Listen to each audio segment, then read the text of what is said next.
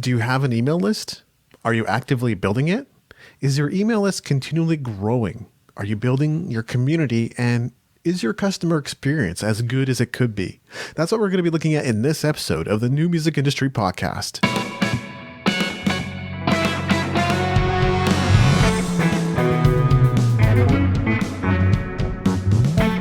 You're listening to the New Music Industry with David Andrew Wiebe.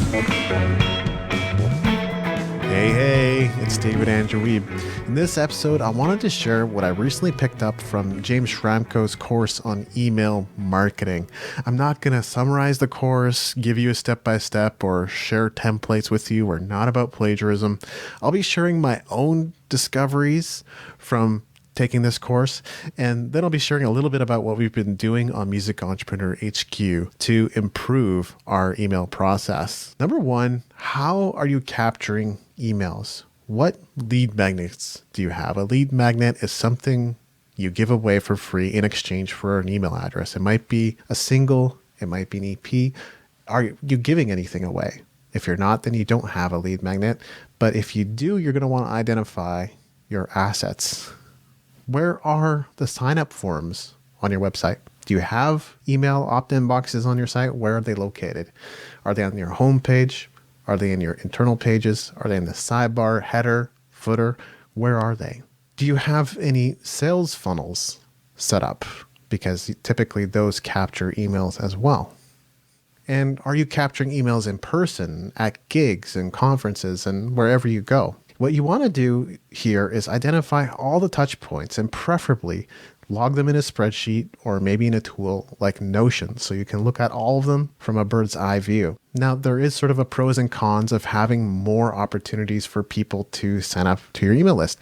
On the one hand, when you have more opportunities and more lead magnets and more opt-in boxes, you can tailor your communication to specific segments of your audience. Let's say, for example, they download your free single. So your first email might be delivering the goods that you promised them, right?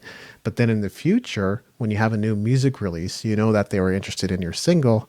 They might be interested in your EP or your album or whatever your next release is. But like I said, there's a con. More isn't always better because it can add complexity. And you'll see why that is a little later in this episode. Number two is what happens when someone joins your list. We have a few more questions to ask here. Does everyone get added to the same list or are they tagged the same way?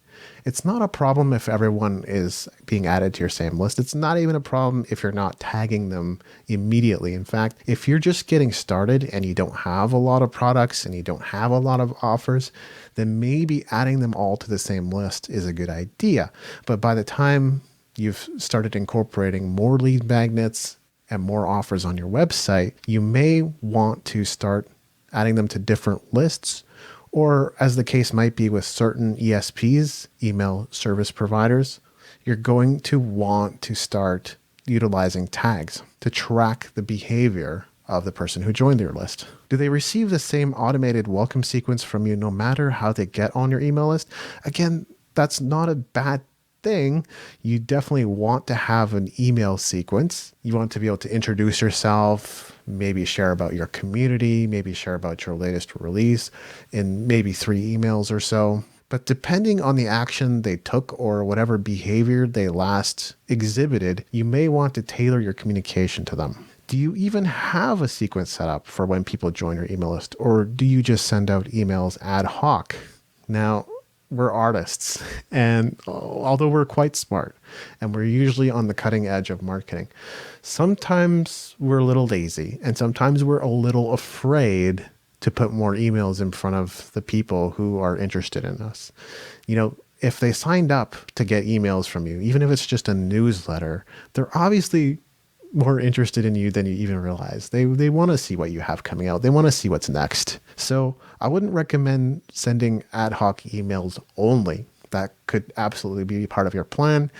such as if you're sending weekly or bi-weekly or monthly emails. I don't know that you'd want to go any less than that. But the point is, if you improvise everything, this machine's not going to work as well as it could. Are new subscribers receiving customized communication from you? And this kind of goes hand in hand with what we've already talked about.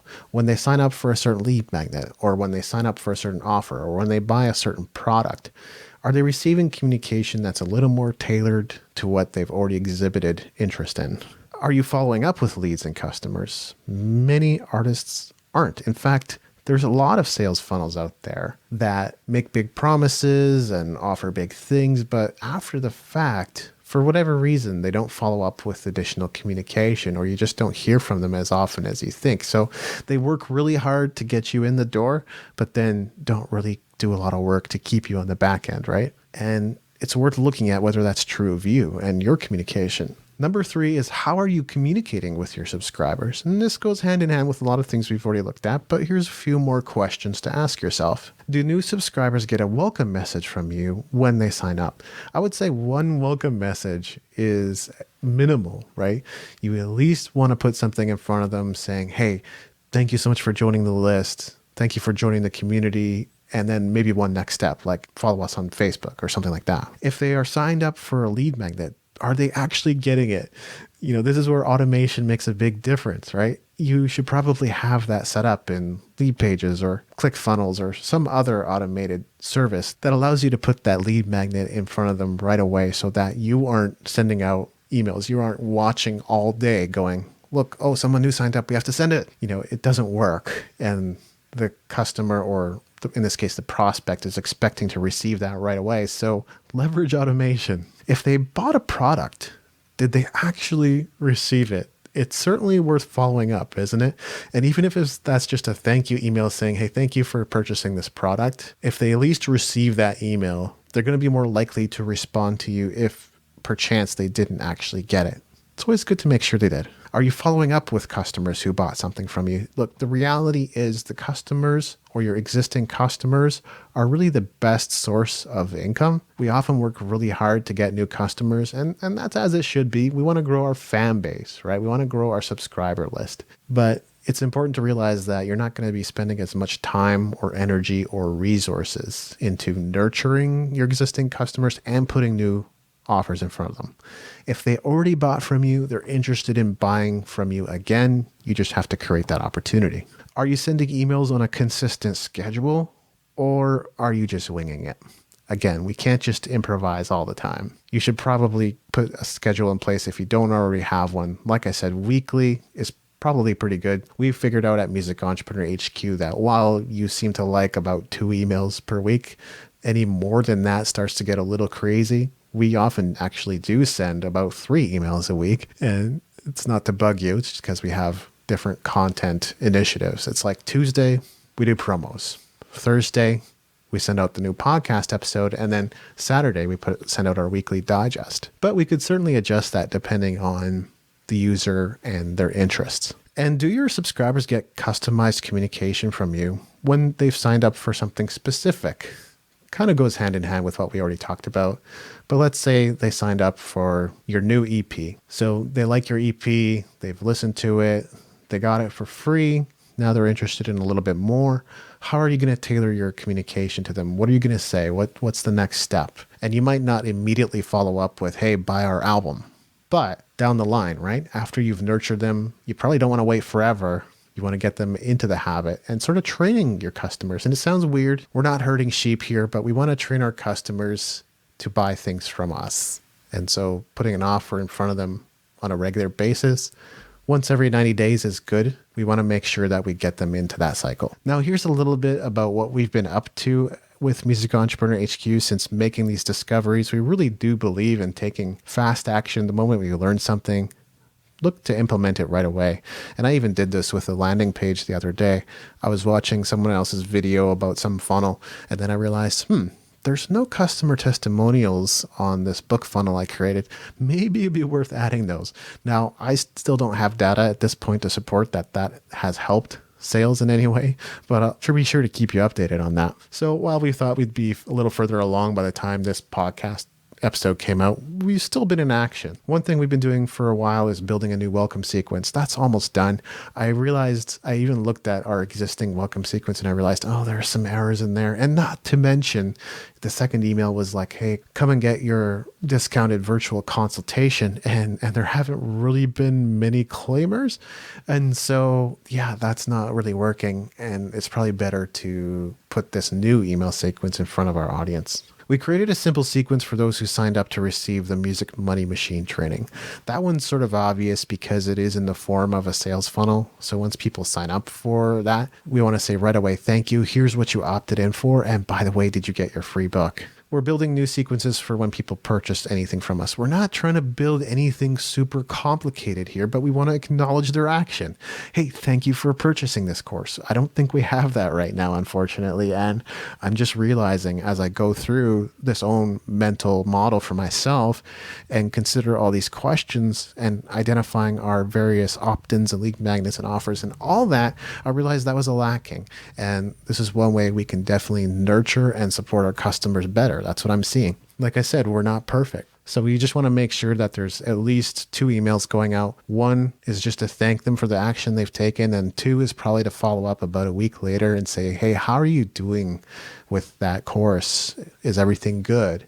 And that's something you might want to do in your own sequences as well. Make sure that you're following up. Depends on the product, I guess. If you have an info product or a course, then you'd probably want to follow up a week later or 2 weeks later because the user won't even had any opportunity to check it out and consume it yet. And I would say it's probably the same thing with a piece of music, although if it's a single, they're either going to have listened to it right away or not. So you could probably follow up within 2 days or 3 days. So it's all a work in progress, but we're learning as we go.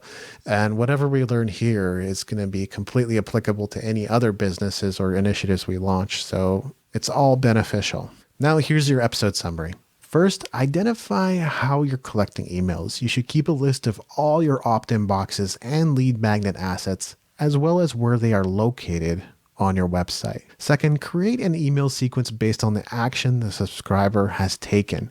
Did they sign up to receive a newsletter? Did they opt in for some free music? Did they buy a product from you? Customize communication to them based on the actions they've taken. And third, better communication means a better customer experience.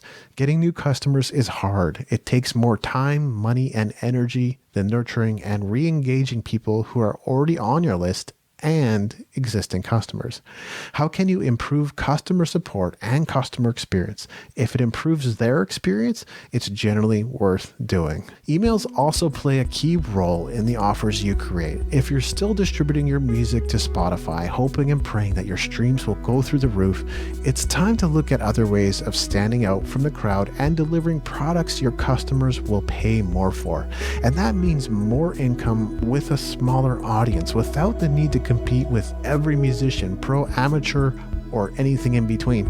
If you're ready to see how this all works, download our new training, Music Money Machine, at musicentrepreneur.hq.com/machine. This has been episode 253 of the New Music Industry Podcast. I'm David Andrew Wiebe, and I look forward to seeing you on the stages of the world.